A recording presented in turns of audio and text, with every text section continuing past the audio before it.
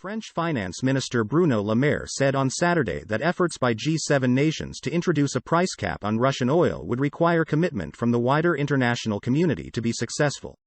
The G7 economic powers announced Friday that they had agreed on a plan to impose a set price on Russian oil. The initiative is the latest attempt to apply economic pressure on Moscow over its invasion of Ukraine. But aside from cutting Russia's oil revenues, a key source of funding for President Vladimir Putin's war chest, Le Maire said the policy should be implemented as a global measure against war. You need an outreach because we don't want this measure to be only a Western measure, Le Maire told CNBC's Steve Sedgwick at the Ambrosetti Forum in Italy. It should not be a Western measure against Russia, it should be a global measure against war, he added.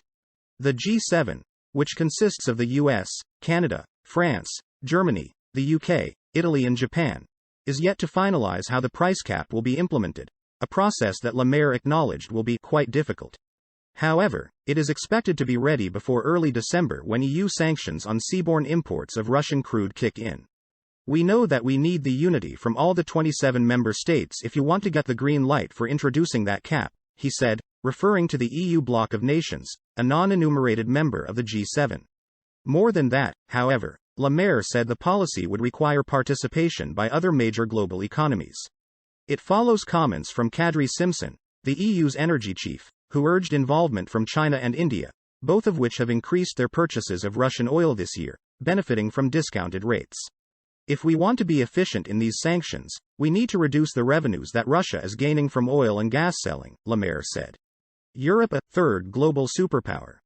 Russia has previously said it will not sell oil to nations that impose a price limit. And following the G7's announcement on Friday, Russia's state-owned energy giant Gazprom said it would not restart gas flows via the Nord Stream 1 pipeline due to technical issues.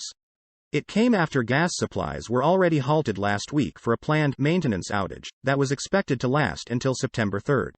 Paolo Gentiloni, the EU's economics commissioner, said Saturday that the bloc was ready to react to Russia's decision to stop gas supplies to the region. France's Le Maire said separately that Europe's steadfast opposition to Russia, namely via economic sanctions and international diplomacy, was evidence of the region's rising status as a third global superpower. Things are radically changing. Europe is becoming a superpower, not only from an economic point of view but also a political point of view, Le Maire said.